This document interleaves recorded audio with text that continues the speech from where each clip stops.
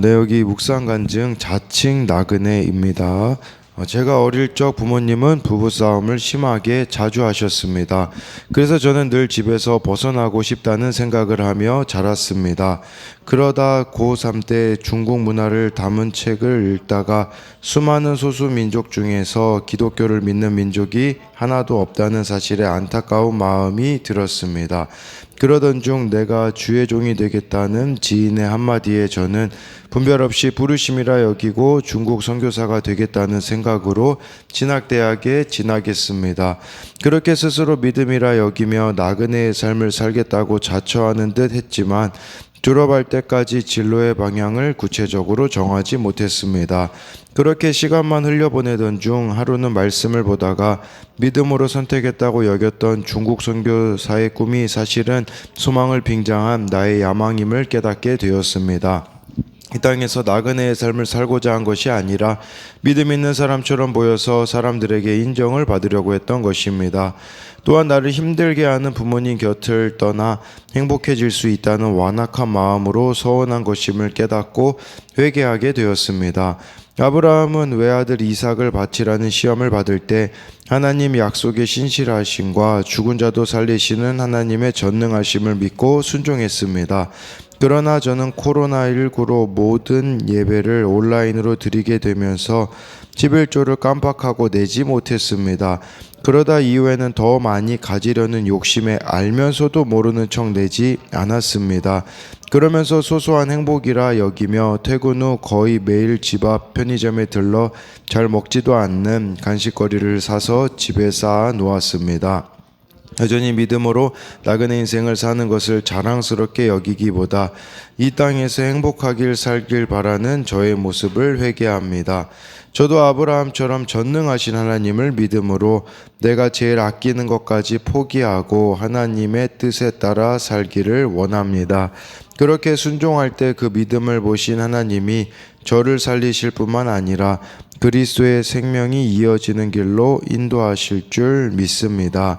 적용하기입니다. 월급이 들어오는 날 바로 11조를 내겠습니다. 불필요한 지출을 줄이고 필요할 때만 편의점에 들르겠습니다.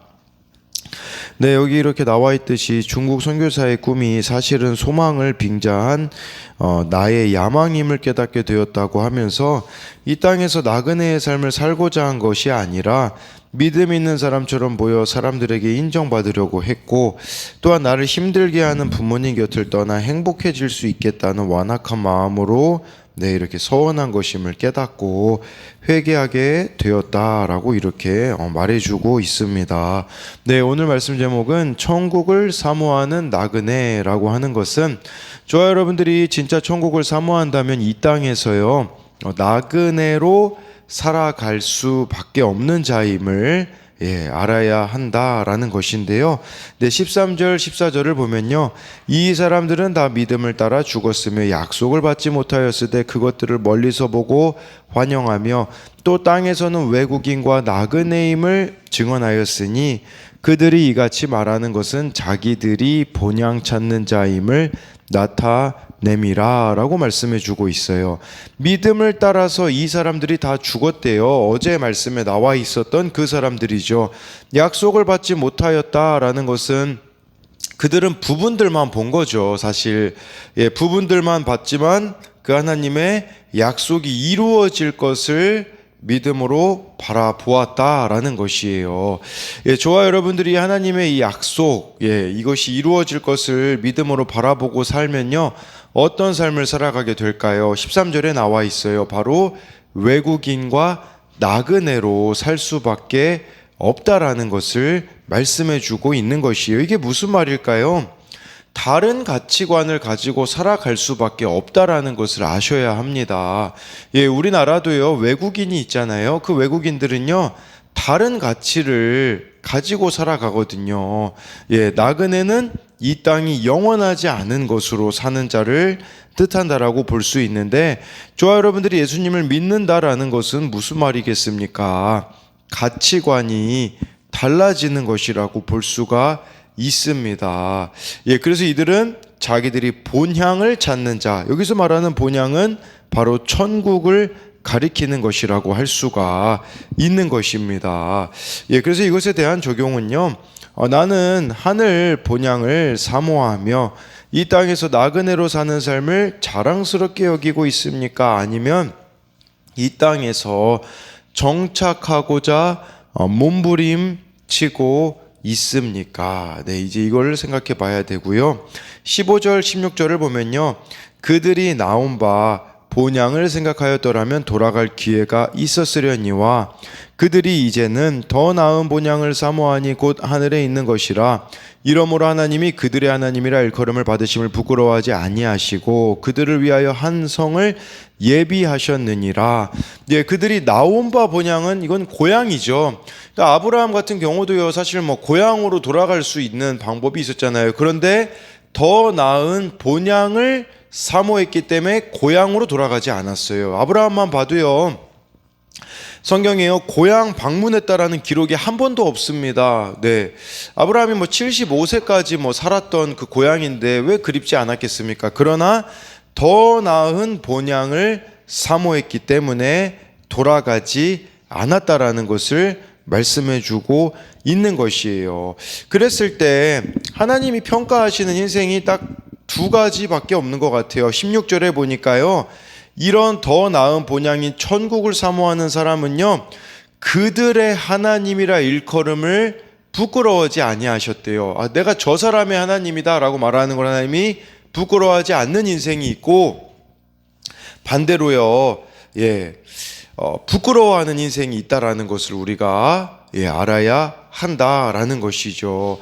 그들을 위하여 한 성을 예비하셨다라고 이렇게 말씀해주고 있습니다. 그래서 저는 이 성을 예비하셨다라는 걸 보면서 이것도 또 두 종류가 있다라는 생각이 들더라고요. 이 땅에서 스스로 성을 쌓는 인생이 있고요, 하나님이 예비하신 성인 천국을 준비하는 인생이 있다라는 것이에요. 스스로 성을 쌓은 인생 누가 있습니까? 가인이 그랬었잖아요. 가인이 하나님을 떠나서요, 에녹이란 자녀를 낳았어요. 이 에녹은 하나님과 동행한 에녹이 아니에요. 어제 나온 에녹 이름만 똑같습니다. 제일 먼저 하나님을 떠나자마자 가인이 무슨 행동을 하냐면 에녹 성을 만들어줘요. 성을 쌓아요. 에녹성. 자기 자녀를 위하여서 이렇게 성을 쌓은 인생을 볼 수가 있는 것이겠죠. 그런데 그런 인생을 우리가 살아가는 것이 아니라 바로 여기 나와 있듯이 한 성을 예비하신, 정말 천국을 준비하는 인생으로 살아가는 것이 가장 복된 것이라는 것을 보아야 하는 것이죠. 그래서 이것에 대한 적용은요, 천국 소망 없이 이 땅에서 안전하게 살고자 쌓고 있는 나만의 성은 무엇입니까? 나의 믿음은 어떻습니까? 하나님이 나의 하나님이라 일컬음을 받기를 부끄러워하실 믿음입니까? 자랑하실 만한 믿음입니까? 17절부터 19절을 보면요, 아브라함은 시험을 받을 때 믿음으로 이삭을 드렸으니 그는 약속들을 받은 자로 돼 그 외아들을 드렸느니라. 그에게 이미 말씀하시기를 내 자손이라 칭할 자는 이삭으로 말미암으리라 하셨으니 그가 하나님이 능히 이삭을 죽은 자 가운데서 다시 살리실 줄로 생각한지라. 비유컨대 그를 죽은 자 가운데서 도로 받은 것이니라 라고 말씀해 주고 있어요. 아브라함에게 하나님이 이삭을 바치라고 했잖아요. 이 이삭이 얼마나 중요했는지 17절에 그 외아들을 드렸느니라 라고 말씀해 주고 있는데, 이삭을 바치라고 했을 때 이삭이 사실 아브라함의 전부가 아니었겠습니까? 그리고요, 아브라함은요 이미 알고 있었어요. 무슨 약속, 하나님이 약속하신 걸 알고 있었거든요. 이삭을 통해서 후손들을 주실 거라는 약속이 있었는데, 아니 이렇게 이삭을 바치라는 게 말이 돼? 라고 할 수 있었잖아요. 그런데 19절에요 아브라함의 믿음이 나와 있어요. 그건 뭐냐면, 만약에 이삭이 죽더라도 다시 살리실 줄로 생각을 했다라는 것을 이렇게 말씀해 주고 있는 것이에요. 그래서 만약에 그냥 이게 뭘 말하는 거냐면, 아브라함이 하나님보다 아들을 더 사랑했다면 하나님의 명령에 이 부조리함을 막 따졌을 거예요. 하나님 이게 말이 돼요?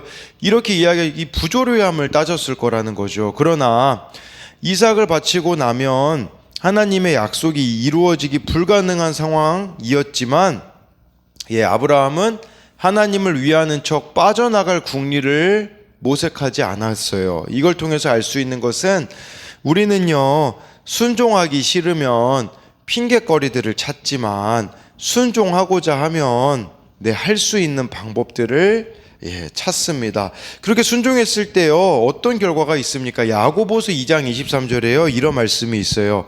이에 성경에 이른바 아브라함이 하나님을 믿으니 이것이 의로 여겨졌다는 말씀이 이루어졌고 그는 하나님의 벗이라 칭함을 받았나니 라고 해서요, 아브라함이요 하나님의 벗, 친구라고 칭함을 받았대요. 왜 그랬을까요? 저는 그 이유가 아까 우리가 읽었던 17절 외아들을 드렸느니라에 있다고 봐요. 무슨 뜻이냐? 아브라함도 외아들 드려본 경험이 있잖아요. 근데 동일하게 외아들을 내어주신 분이 누구죠? 하나님이시잖아요. 그러니까 이 순종을 통해 하나님의 마음과 아브라함의 마음이 통했다라는 것이에요. 그래서 하나님이 아브라함을 친구라고 불러 주셨다라는 것이죠. 찬양 중에 나는 주의 친구 그런 찬양이 있어요. 그런데 그 찬양은 너무 쉽게 우리가 부르지만 실제 하나님과의 이런 친구가 될 수 있다면 그만한 순종이 있어야 되는데 아브라함은 자신이 가장 아끼는 것까지 포기하는 이런 자아의 죽음이 있었다라는 것이죠. 그랬을 때 하나님의 마음을 헤아릴 줄 아는 벗이라고 칭함을 받았는데 우리가 믿음이 자란다라는 건 이 지경까지 가는 거 아니겠습니까? 하나님의 마음을 헤아리는 데까지 가야 되는 것이라고 볼 수 있습니다. 그래서 이것에 대한 적용은요, 내가 이삭과 같이 소중히 여기는 대상은 누구입니까? 그를 주께 드리는 것이 내가 살고 그리스도의 생명이 내 자녀와 후손에게 이어지는 길임을 믿습니까? 순종함으로 하나님과 마음이 통하는 하나님의 친구입니까? 20절에요. 믿음으로 이삭은 장차 있을 일에 대하여 야곱과 에서에게 축복하였으며, 이건 좀 우리가 그런 생각 들 수 있어요. 이거 창세기 읽어보면 이건 좀 아닌 것 같은데 라는 생각이 들 수 있는 건 뭐냐면, 왜냐하면 이삭이 눈이 어두워졌다고 창세기 보면 나와 있어요. 눈이 어두워졌다라는 것은 영적으로 무뎌졌다라는 뜻이거든요. 이삭이 계속 고집했던 게 있습니다. 그건 뭐냐면 에서를 장자로 축복하려고 했었어요. 그런데요, 원래 이 에서와 야곱이 그 이삭의 아내 리브가 뱃속에 있을 때 쌍둥이인 걸 몰랐을 때 이삭이 기도한 적이 있거든요. 그때 하나님이 그 쌍둥이라고 말씀해 주시면서 큰 자가 작은 자를 섬길 거라고 분명히 말씀해 주셨거든요. 큰 자는 바로 첫째로 태어난 에서였고 작은 자는 야곱이었기 때문에 하나님의 뜻은 야곱에 있는 것을 알았지만 끝까지 이삭이 고집을 부려서 장자권을 에서에게 주려고 했거든요. 그런데 야곱이 속이잖아요. 그때 이삭이 깨달은 게 있었어요. 그건 뭐였었냐면 내가 틀렸구나라는 것을 깨닫고 야곱을 축복하고, 에서가 나중에 와서요 아버지한테 그렇게 얘기해요. 저에게 남은 축복이 없습니까? 그랬을 때 이삭이 없다고 했어요. 그때 이삭이 깨달았다라는 거예요. 인간적인 사랑으로 에서에게 축복을 왜 빌어줄 수 없었겠습니까? 그런데 그런 행동을 이삭이 하지 않았다라는 것은 믿음으로 가능한 일이었었다라는 것을 말해주는 것입니다. 그래서 정말 에서의 그 이삭의 그 에서를 편애하는 그것들이 믿음으로 인하여서 그치게 되었다라는 것을 말씀해주고 있는 거예요. 그제서야 이삭이 야곱을 알아보는 것이죠. 우리도 마찬가지예요. 나의 이 편애, 나의 이 편견이 말씀에 비추어서 깨지는 것이 믿음이다라는 것을 저와 여러분들이 알아야 한다라는 것이고, 정말 이 하나님의 뜻이 이루어지는 것을 또 이렇게 보는 것을 뜻하는데요. 이것에 대한 적용 질문은 하나님의 뜻을 알면서 고집 부리고 있는 나의 뜻은 무엇입니까? 나의 불순종 가운데 하나님의 말씀만이 옳다고 고백하게 된 경험이 있습니까?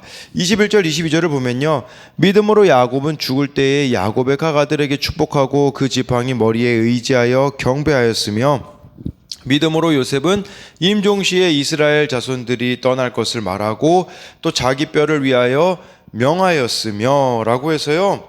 근데요, 이게 참 아이러니한 게, 그렇게 야곱이 이렇게 그 아버지의 사랑을 받지 못했잖아요. 이 편애를 어떻게 보면 그 형만 편애한 거를 이렇게 당했잖아요. 근데 야곱도 동일하게 그렇게 했던 것들이 있거든요. 그런데 이 야곱이요, 죽기 전에는 이런 편애와 이런 것들이 좀 다 깨졌다라는 것을 볼 수가 있습니다. 그래서 무덤에 묻힐 때요, 누구랑 들어가냐?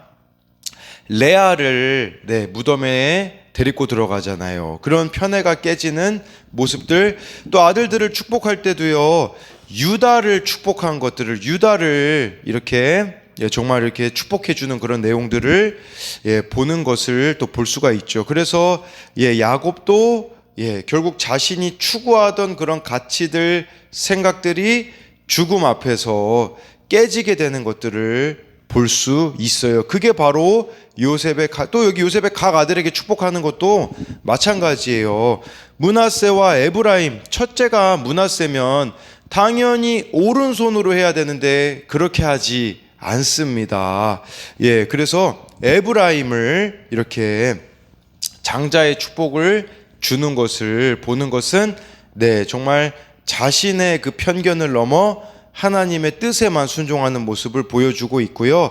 22절 말씀을 보면요, 또 죽기 전에 이스라엘 자손들이 이제 애굽에서 떠날 것을 미리 보고 자기도 이 뼈를 가지고 가달라라고 이렇게 명하는 내용들이 나와 있어요. 이것은 무엇이냐면 하나님의 약속이 반드시 이루어질 거라는 믿음의 고백이었다라는 것을 볼 수가 있는 것입니다. 그래서 이것에 대한 적용은요, 무엇을 자녀에게 물려주길 원하십니까? 신앙입니까? 아니면 영원하지 않은 세상입니까? 정말 이렇게 신앙이 되물림되기를 원하였던 또 이런 야곱의 모습이 21절, 22절에 나와 있기에 이런 적용 질문이 나왔다고 할 수 있습니다. 마지막으로 23절부터 26절을 보면요, 믿음으로 모세가 낳았을 때 그 부모가 아름다운 아이임을 보고 석 달 동안 숨겨 왕의 명령을 무서워하지 아니하였으며, 믿음으로 모세는 장성하여 바로의 공주의 아들이라 칭함 받기를 거절하고 도리어 하나님의 백성과 함께 고난 받기를 잠시 죄악의 낙을 누리는 것보다 더 좋아하고 그리스도를 위하여 받는 수모를 애굽의 모든 보화보다 더 큰 재물로 여겼으니 이는 상 주심을 바라봄이라. 믿음으로요, 모세 부모가요, 이 아이 남자아이면 태어나면 다 죽을 수밖에 없었거든요. 애굽에서 특히 이 히브리 아이들은요. 그런데 이 아이들을 이 모세를 숨겼다라는 것이에요. 그렇게 숨긴 이유는 왕의 명령을 무서워하지 않았다라는 것은요, 세상 권세보다 하나님과 그분의 명령을 더 두려워했기 때문이라는 것이에요. 그러니까 우리도 이걸 보면서 그런 생각을 해야 되죠. 나는 뭘 더 두려워하고 있는가? 청소년용 큐티 묵상 간증에 오늘자 청소년부 선배의 그 간증이 나오는데 이렇게 나와 있더라고요.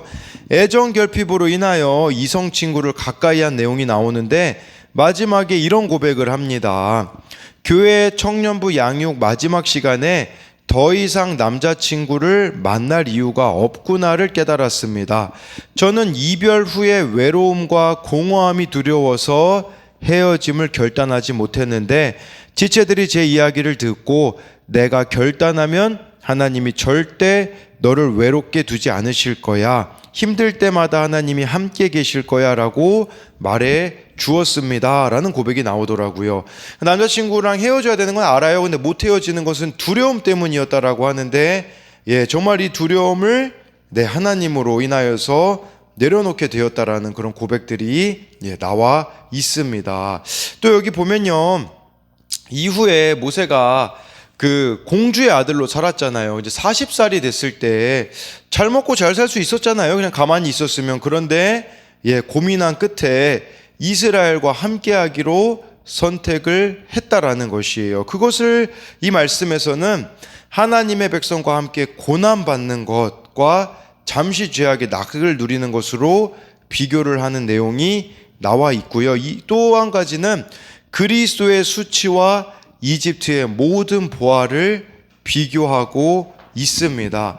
그냥 가만히 있었으면 잘 먹고 잘 살 수 있는 모세였지만, 그런데 그 길을 선택하지 않았다라는 것이에요.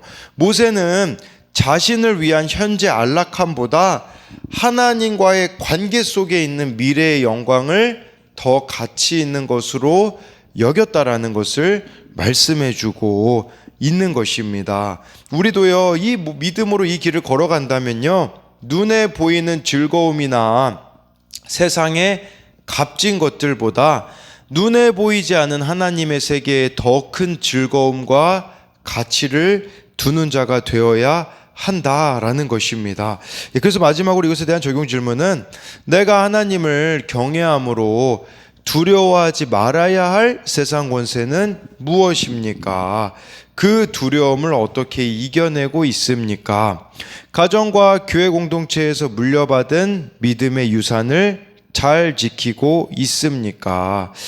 마지막으로 주의 뜻을 이루고자 내가 감당해야 할 수모는 무엇입니까? 정말 이 땅에요, 우리가 말씀대로 살아가는 것, 그리스도인으로 살아간다라는 것은 어려움이 있습니다. 수모당할 일도 있고요.